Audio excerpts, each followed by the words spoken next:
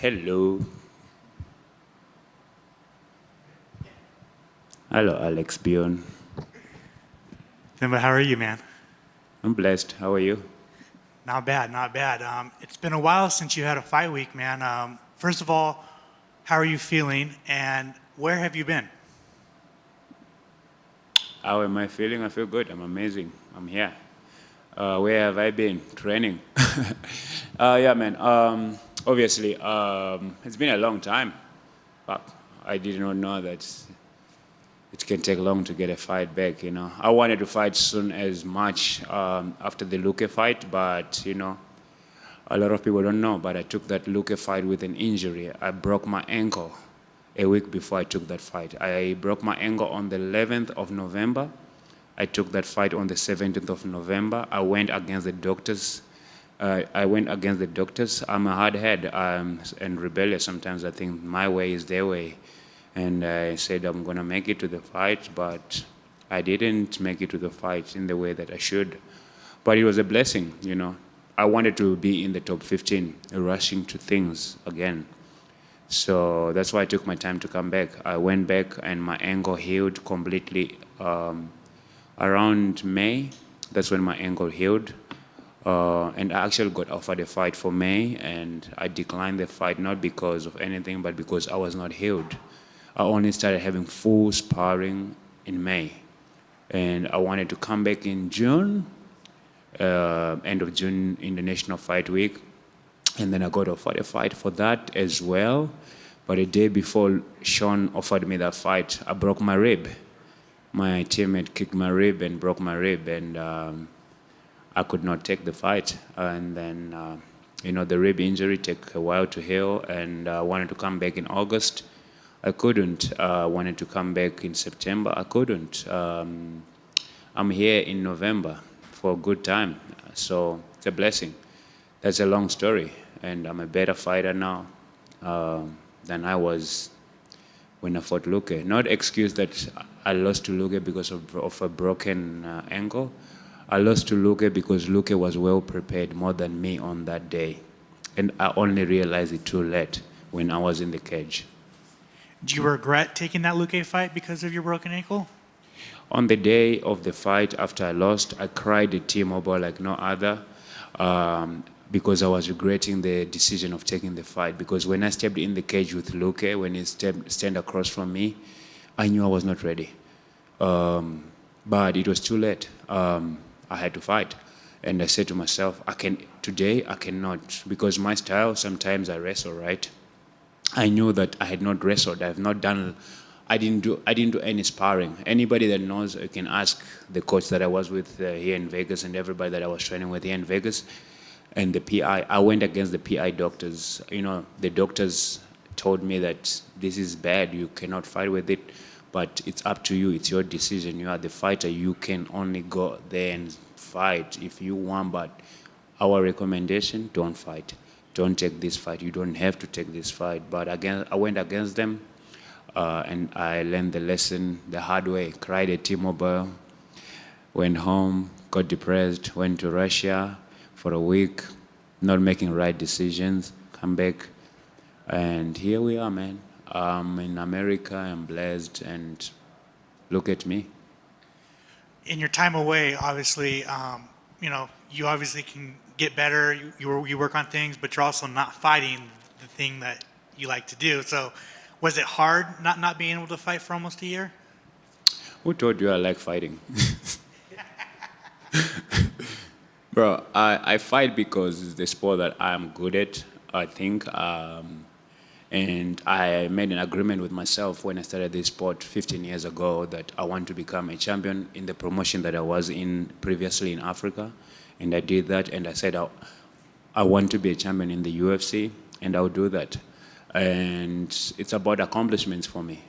It's about the goals and setting goals and doing things that seem impossible. That's why I'm here, and I'm here for my goals. And nothing, whether I fall or I rise, the goal still remains the same. That's to become the champion. What do you think of your matchup against Jeremiah Wells?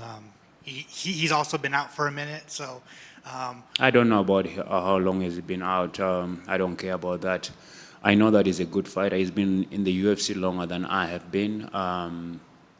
Even though we have equivalent fights in the UFC, but the main thing is that he has been in the UFC for longer than I have been.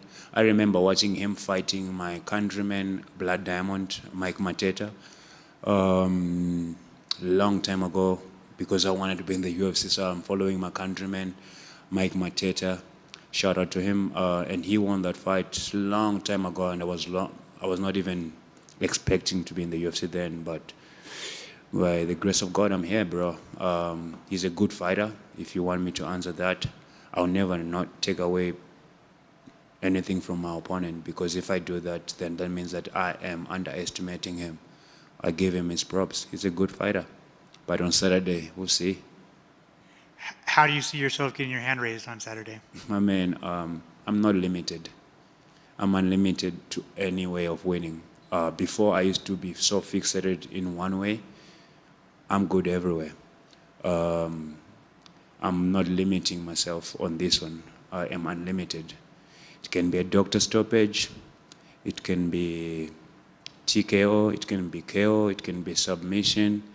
It can be, 30-24. Does not matter. I'm unlimited. I'm here to do my thing in any way, form, and shape. Last two questions for me. You changed your nickname? I knew. Yeah, bro. I've always been called Mamba behind the scenes. A lot of people call me Mamba back in Africa. I think it's because of my skin color or whatsoever. But I'm also a big Kobe Bryant. I'm a big Kobe Bryant fan. Kobe Bryant is almost my hero. Like he's my hero, honestly. When I started following his ways and the way he does things, that's when my life in this sport changed. I've always been a hard worker, but when I met, because I stopped fighting for a bit. That I once retired from fighting when I lost the love of it back in 2016 or so. And when I wanted to make my comeback, the guy that I was looking up to was Kobe Bryant, and I made the comeback, and I made my promise that I wanted to be a champion when I come back to UFC, and I chose the hardest guy that was in the UFC. I went to the promotion and said, who is the hardest guy that if I beat him, I'm getting a title shot next? And they told me Jose Da Rocha, and that was the hardest guy knocking guys out in Africa. And I said to them, sign me up with him, and I followed the Mamba mindset, and I went in there, won the fight, and a few months later, I became the champion. So Kobe Bryant is my hero because when I started following his path, I started accomplishing my goals. And yeah, Mamba this Saturday, the answer is gone. Mamba Themba Gorimbo is here. Let's go. Love it. And obviously, there's been a lot of talk about UFC Africa. It's yet to happen, but what's it going to take to get the UFC over to Africa? And where do you think the best first fight night should be? Bro, you want... I see you. I know you want me to answer this question in some sort of way. I understand you. The best place, obviously, I would say the best place that has got the infrastructure in Africa is South Africa. That's where the MMA is also big in Africa. However, though, I think the arenas for the UFC are small in South Africa. The big top arena, I think it's like that's Carnival City. I think it's 5.5. I don't know. UFC, I don't think they would do that. I don't know about Cape Town. It's even probably smaller. The last arena I fought in Africa was the Sun Arena. I think it's got 7,700 or so, 8,000. So I don't think. I think I heard that Ireland has got 13,000 seater, and they can't even go there. So we need a bigger arena in Africa, and I think Nigeria is building one, but I saw as well it's like 10,000 seater. Kigali has got 11,000 seater. I've been in that arena. And also like in Africa, I think for them to go to Africa, I think, it's a business, bro. I think they have to also get compensated for that. I believe, I don't know, I'm not sure. But I think they have to be compensated for that. And I believe the only government in Africa that is willing to do that without having to have opinions and whatsoever from many people. Because if you go to South Africa, you're going to have so many political parties that will say, oh, why are you doing this? It's already kind of thing. But I think South Africa would have been the best place to go and have this first UFC event. I think right now, as Drika is not the champion, a fight night would do. I think so. He headlined it in his country. But right now, a country I believe in Africa that would pay for UFC to go to them, it's Rwanda. And Rwanda is a peaceful country. It's a country, I've been there too. So it's almost like I'm campaigning for Rwanda, but I think Rwanda is the best country to go to. You saw PFL was there recently, but I think Rwanda, the president is already a big sports fan and he supports Arsenal, and Rwanda is the country, Rwanda tourism is the country that is actually into sports, and they sponsor Arsenal for a long time, PSG, and many other big sporting teams, So that just tells you what's the mindset the president in Kigali has. The president of Rwanda has. So I think the best place, if I can bet, would be Kigali, Rwanda. And it's a peaceful country too. I've been there. It's a very peaceful country. Their people are cool. And yeah, I think Kigali, if I have to take my bet. But who knows? And don't come for me, people, and try to say, oh, Themba, why are you not grateful? Why are you not mentioning Zimbabwe? Zimbabwe is if I can say a shithole right now, because there's no even a small arena. I'm from Zimbabwe, but I can say whatever I want and when I want. Zimbabwe does not even. I know where you were going with your question. You can go another one. Good luck, and it's nice to have you back. Thank you. You mentioned Kobe Bryant as being a great inspiration. He was also one that gave a lot to charities and foundations and philanthropy. Is he somebody that helped motivate you to want to do the same sort of thing, or was that something you were already driven to give back to those that need?